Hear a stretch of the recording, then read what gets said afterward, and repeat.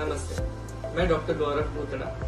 आज आपको slip disc के बारे में कुछ इम्पोर्टेंट इन्फॉर्मेशन एक्सप्लेन करने वाला हूँ। स्लिप डिस्क होता क्या है, हम आज मॉडल पे समझेंगे।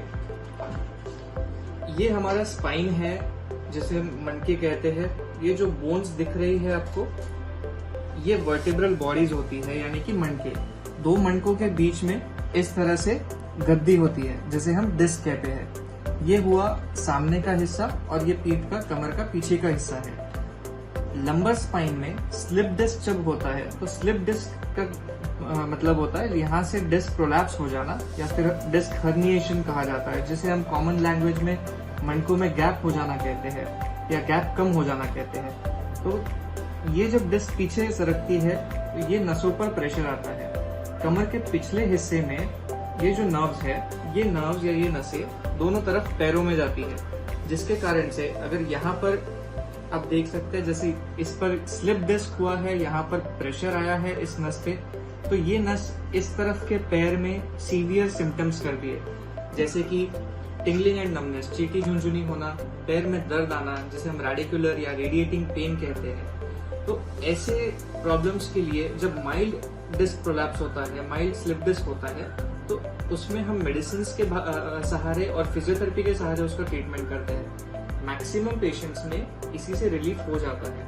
जब ये ग्रेड मॉडरेट टू सीवियर होता है, यानी कि नर्व पे कंप्रेशन थोड़ा ज्यादा हो, तब हमें कई बार इंजेक्शन की जरूरत पड़ती है, जिसे हम nerve root block, selective nerve root block, इस तरह से स्पाइन इंजेक्शन दिया जाता है। इसमें हम करते क्या है? ये प्रोसीजर 15 to 20 मिनट्स का प्रोसीजर होता है।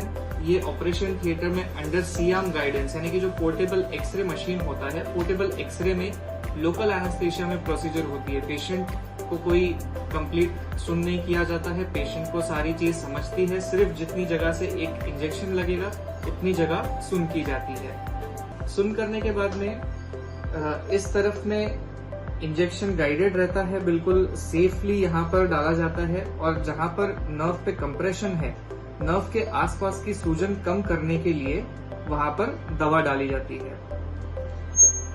90% पेशेंट्स को इस इंजेक्शन से लंबे समय तक आराम हो जाता है, और मैक्सिमम पेशेंट्स हो सकता है कि उसके बाद लाइफ टाइम कभी ये प्रॉब्लम ना आए।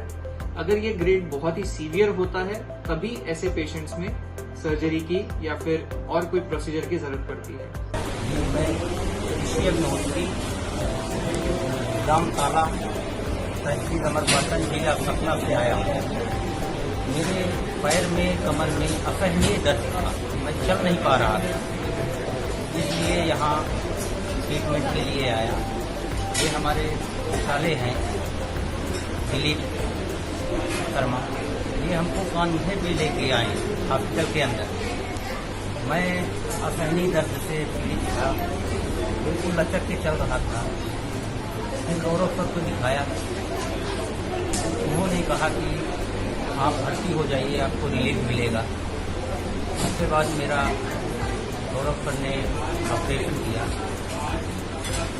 अब हमको पूर्ण आराम मिल गया, 90% मेरे को आराम है। सर, मैं गौरव सर को उतनी समय जब निकला थिएटर वहाँ से, उसी समय मैं पुष्प अर्पित करना चाह रहा गौरव सर के लिए, लेकिन मेरे पास पुष्प नहीं था। बहुत खुश हूँ गौरव सर के लिए, धन्यवाद सर, बहुत खुश। जब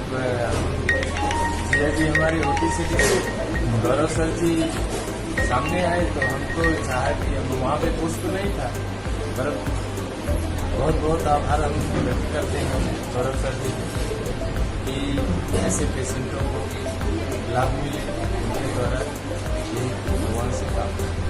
चलिए सर, देखिए मैं कैसे चल रहा हूँ।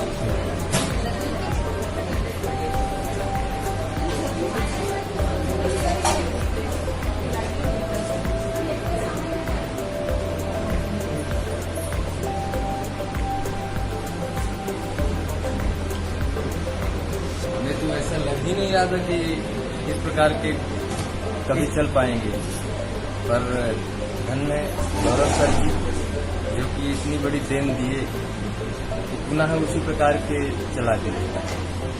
गौरव सर के लिए धन्यवाद दिल से। पेशेंट्स के कई सवाल होते हैं, क्या इस इंजेक्शन के बाद हमें हॉस्पिटल में रहना पड़ेगा, हम कब चल पाएंगे, हमें फिर से सेम प्रॉब्लम तो नहीं हो जाएगी, क्या हम भारी वजन उठा पाएंगे। सो एक जनरली इस इंजेक्शन के बाद में आधे घंटे बाद हम पेशेंट को डिस्चार्ज कर देते हैं, क्योंकि ये एक डे केयर प्रोसीजर होता है। ये 15 to 20 मिनट्स का प्रोसीजर है।